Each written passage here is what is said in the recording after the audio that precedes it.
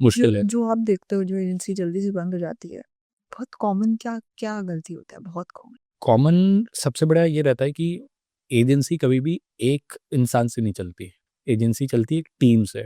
और जब एक टीम मेंबर को लगने लग जाए कि सिर्फ एजेंसी मेरे साथ चल रही है, सो फॉर एग्जांपल अगर एक लैंडिंग पेज कोई हमारी टीम में बनाता है और उसको लगता है कि एडीमाइस के तो पूरे लैंडिंग पेज में बनाता हूँ, मेरे वजह से ही तो चल मेरी वजह से ही चल रही है, तो वहाँ पे दिक्कत है। परफॉर्मेंस वाला सोचे कि यार 10 क्लाइंट तो जो मेजर क्लाइंट है वो मैं ही संभाल रहा हूँ, तो एजेंसी तो मेरे लिए चल रही है, तो मैं चले जाता हूँ, मैं बना लूंगा, वो दिक्कत है।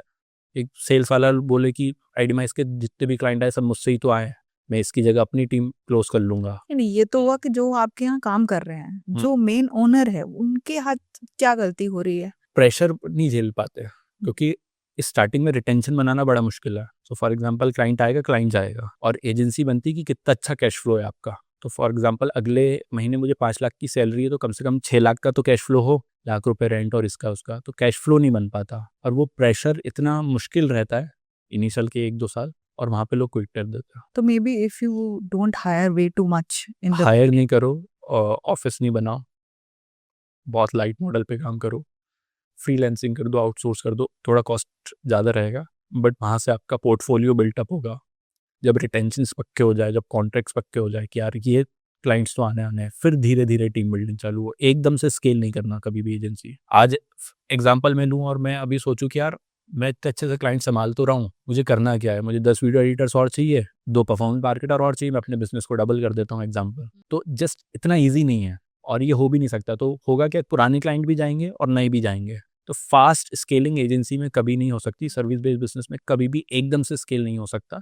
पुराना भी जाएगा। फॉर एग्जांपल अगर एक दीदी हैं जो कहीं पे खाना बनाती हैं, अब वो सोचे कि मैं 2 घर और ले लेती हूँ, तो यहाँ का क्वालिटी ऑफ फूड बिगड़ेगा, जल्दी जाएंगे, तो ये क्लाइंट भी जाएगा, वो क्लाइंट भी जाएगा। तो एजेंसी हमेशा थोड़ी स्लो ग्रो होती है, एकदम से ग्रो नहीं कर सकते आप। जब आप खुद फ्रीलांसिंग कर रहे थे और आपने सोचा आप मुझे टीम बिल्ड करनी है, ऑफिस सेटअप करना है, आप कौन से स्टेज पे थे जब आपने लगा this is the right time, revenue wise अगर बात करें? मैं 2-2.5 लाख रुपए का रेवेन्यू मेरा कंसिस्टेंट हो चुका था, और कंसिस्टेंट था, बहुत अच्छे क्लाइंट्स हो गए थे। तो फिर उसके बाद मैंने 18,000 रुपये का रेंट था शायद, 15 या 18,000 रुपये का एक डुप्लेक्स लिया था। तो उस टाइम भी टीम बिल्ट नहीं करी थी, बस एक ऑफिस बनाना था उस माइंडसेट से कि एक स्पेस हो सिर्फ काम करने का। फिर जब स्पेस आ गया तो अब डुप्लेक्स था, तो इतनी जगह है, तो सोचा कि पहला एक इंटर्न हायर करते हैं। तो इंटर्न शाला से एक इंटर्न हायर हुआ, फिर उन्हीं के फ्रेंड ने ज्वाइन कर लिया, तो ऐसे 2 मेंबर हो गए।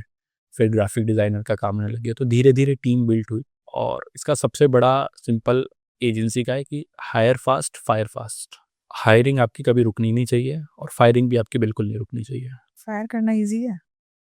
फायर करना मेरे लिए बहुत मुश्किल हुआ करता था, अब बहुत ईजी हो गया। पहले मैं बहुत अटैच हो जाता था, वो हो जाता था, बट उससे बहुत फ़र्क पड़ता है। और सबसे बड़ी बात यह है कि हम लोग जिनके लिए सोच रहे हैं वो इतना नहीं सोचते उस कंपनी के बारे में, उस ओनर के बारे में। ये बहुत लेट रियलाइज़ हुआ कि आप जिसके लिए भी सोच रहे हो यार किसका घर कैसे चलेगा या कैसे चलेगा, और वहीं पे वो होगा, वही बुराई कर रहा होगा कि कंपनी ऐसी है, ये ऐसा है।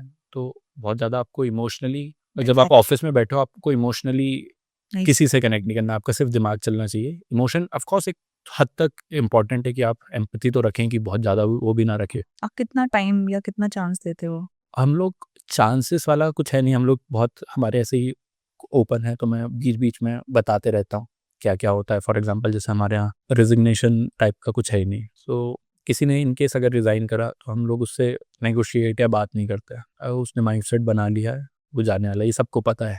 तो रिजिग्नेशन से पहले बात कर लो, और रिजिग्नेशन डाल दिया मतलब फाइनल है।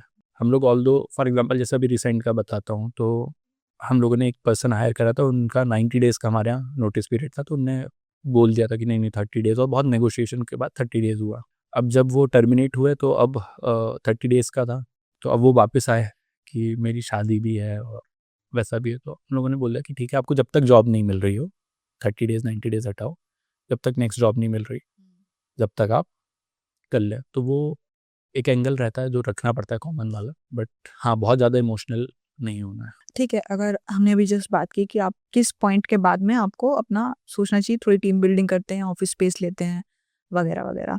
प्राइसिंग की थोड़ी बात करते हैं। How to make sure that you are not undervaluing yourself, because ये सर्विस इंडस्ट्री है। एक प्राइस सेट करना बहुत मुश्किल है कि कौन सा सही प्राइस है।